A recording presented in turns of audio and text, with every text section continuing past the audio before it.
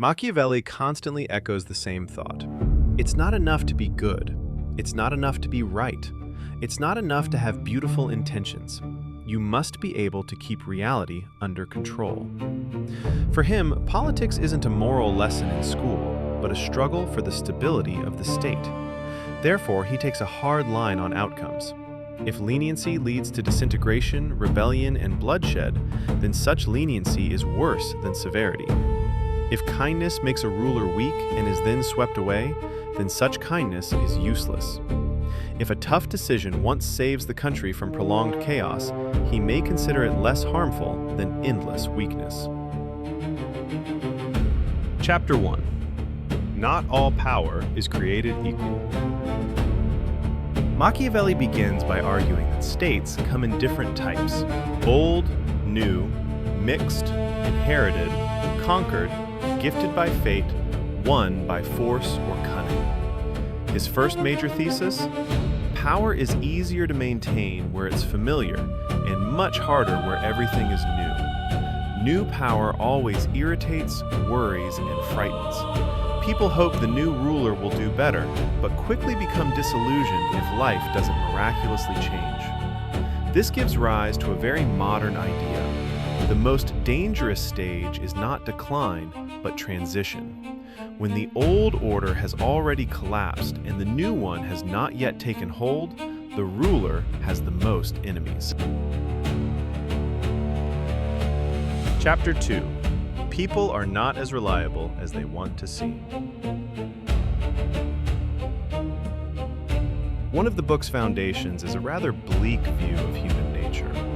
Machiavelli often portrays people as ungrateful, fickle, fearful of danger, seeking self-interest, quick to promise, poor at keeping their word when the going gets tough.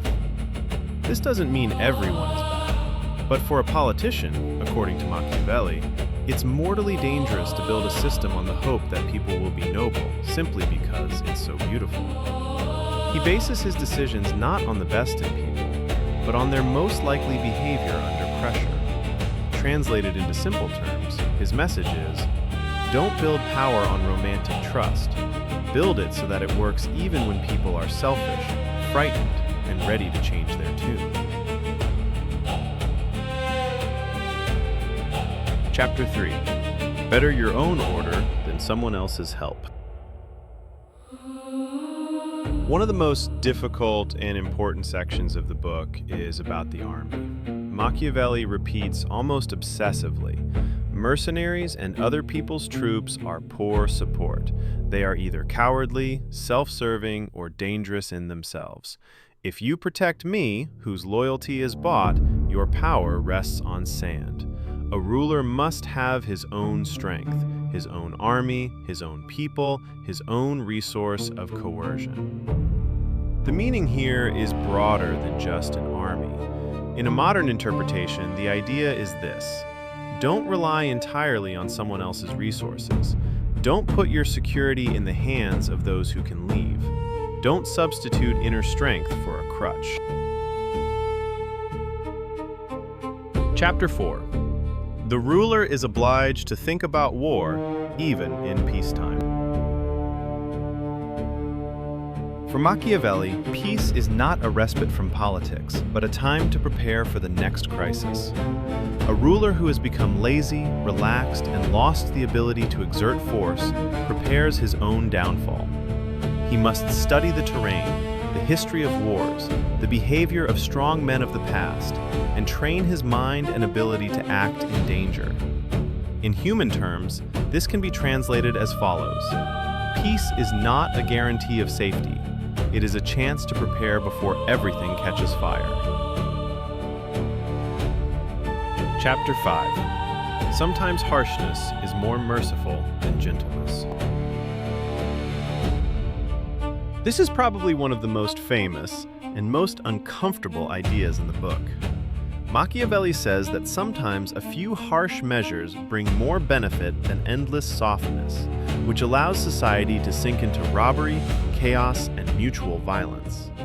He even gives the example that a ruler considered cruel may in fact be more useful than a crowd of gentle weaklings who allowed their city to be destroyed. But there is an important nuance here. He is not praising cruelty for the sake of pleasure. His reasoning is this: cruelty applied quickly, purposefully, and for the sake of stabilization can work. Prolonged, meaningless, greedy, and chaotic cruelty destroys the ruler. In other words, his logic is that of a surgeon, not a butcher.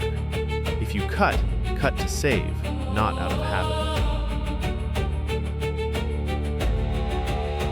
Chapter 6. Love is good, but fear is safer. The most famous formula of Machiavelli is that it is best to be both loved and feared. But if a ruler must choose, it is safer to be feared. Why? Because love depends on people's moods, gratitude, personal benefit, and their constantly changing nature. Fear of punishment, on the other hand, is more reliable. But here, too, many people understand him too crudely. He does not say, "Make people hate you." On the contrary, he clearly warns that fear is acceptable, but hatred is dangerous. That is why a ruler should not interfere with people's property or their families without good reason. He writes that people will sooner forget the death of their father than the loss of their inheritance. It is a very cold but powerful psychological insight.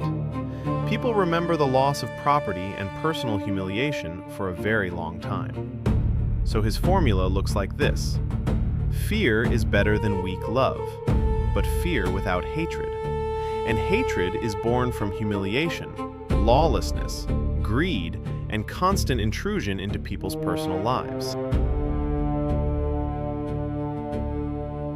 Chapter 7.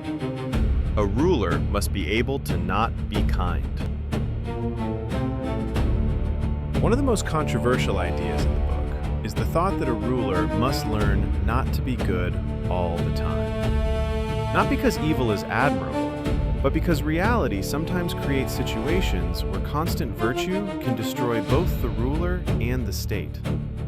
Machiavelli contrasts ordinary morality with political necessity.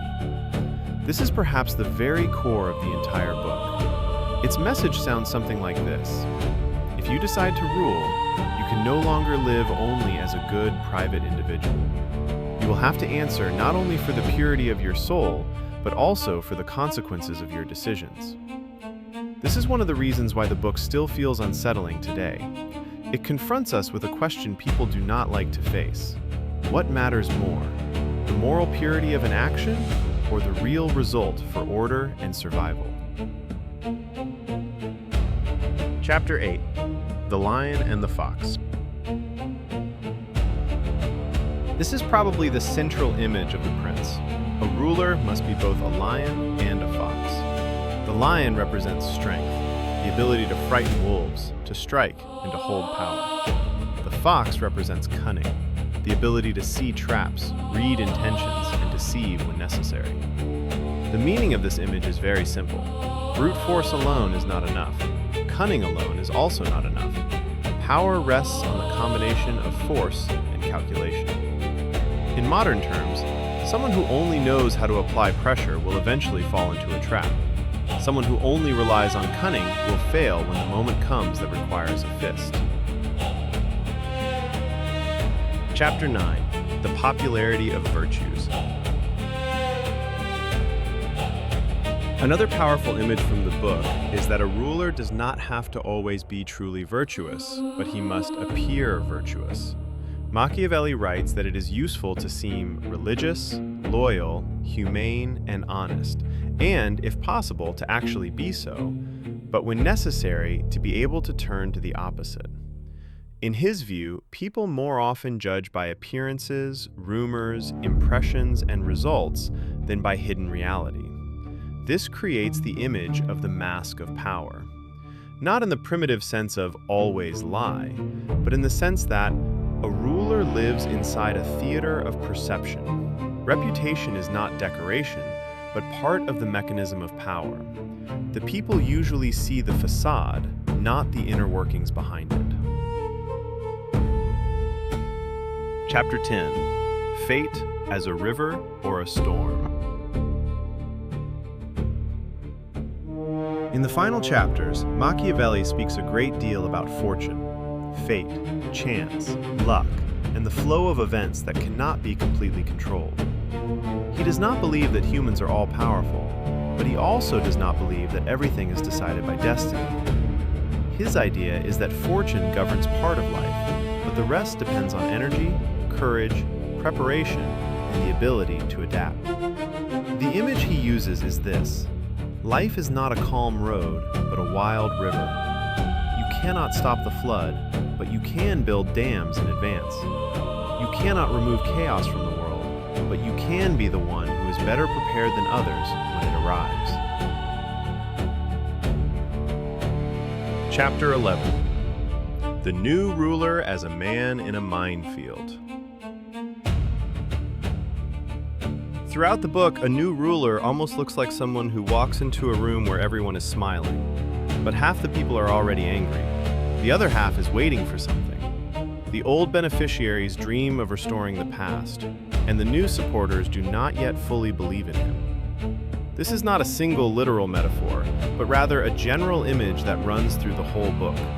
It is especially visible in the chapters about new states and reforms. Changing the existing order is difficult because those who benefited from the old system will fight fiercely to defend it, while those who may benefit from the new one will support you only weakly until they see real results. It is a powerful observation not only about power, but about life in general. Breaking the old is always more dangerous than defending what people are already used to.